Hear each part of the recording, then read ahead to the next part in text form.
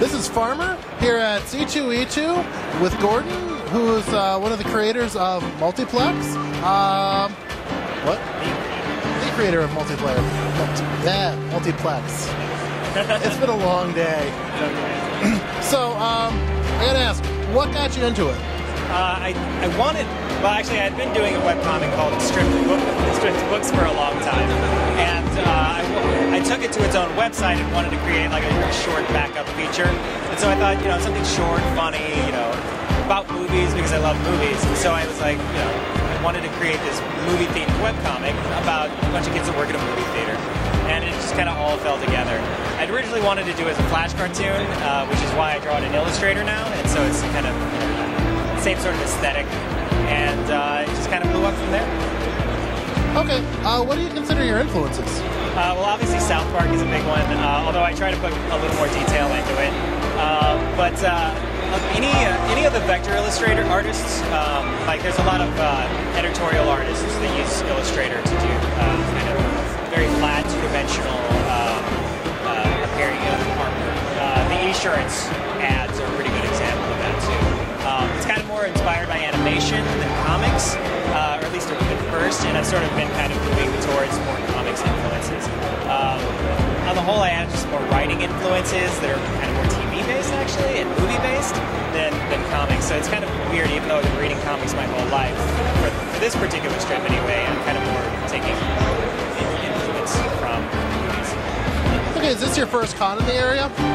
No, actually, I was at Windy City Comic Con last year, and I've been at Wizard World once or twice, kind of in a lower key capacity. This is my first full-fledged appearance at a con, though, I would say. Okay, how's your experience been? I know it's got to be kind of intimidating because you have walking over there from Shortback, you have some major names around you. Hey, he knows who I am. So, I have small potatoes compared to some of these guys, but not everyone. I don't know. I'm pretty mid-level as far as movies go, and it's nice to have a lot of comics readers, especially web comics readers, kind of shuffling around. It's a great con. It's really well. I think it's a great first year for the con, and I think it'll just improve every year afterwards. They're doing a great job. Are you doing any other cons in the area? Because I know this is basically the start of the Chicago comic season. This year I'm probably not. I have a book coming out in August, collecting the first year and a half or so of Multiplex, and as soon as that hits, I hope to debut that at Windy City Con in the fall. But until then, I'm probably just going to be plugging away at the book. Okay. What do you think is probably the most stressful part of doing it? Making comics. Making comics, deadlines. Anyway, it's kind of beating your head against the wall until you find something that's worth drawing for 4 to 5 hours or longer, depending on the idea. It's like pulling teeth. But once you find something that works, you just gotta run with it. Is there anything you do to really get in the zone, like Litz, Netflix, crawl around YouTube? I do obviously watch movies. I watch a lot of movie trailers. I read a ton of movie news. If I can't come up with an idea from that, I drink alcohol to excess. And usually by the end of that night, I'll have something.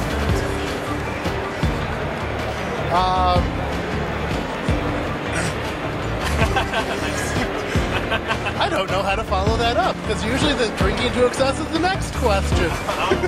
Randy, that was your next question. So do you do comics full-time, or? Yeah, actually at the moment I do. Multiplex is basically my day job. I did kind of a fundraising thing last fall through a website called Kickstarter, and that paid for the print run of the first book and my living expenses while I'm continuing to work on it. And hopefully, of course, once the book is out, that'll start paying for my living expenses. But yeah, right now it is my full-time job. Before that, though, I was a full-time freelancer anyway, doing print production, illustration, and that sort of thing. So it's kind of just, instead of working on comics, instead of working on like books for other people or retouching, I'm doing comics instead, which is obviously better because comics are awesome. Yeah. Being a webcomic artist, you said you used Kickstarter. Yeah. With all these new viral methods of getting out there, getting your stuff out there, getting money to fund projects. Where do you think the internet's heading? I don't really know how to answer that. I mean, really, I honestly, not to take away from what Kickstarter brought to me, I feel like the only reason it worked as well as it did is because I already had a pre-existing audience at my own website. So it's, the internet definitely makes it easier for people to find out about your stuff, but it's still up to you to take advantage of that audience.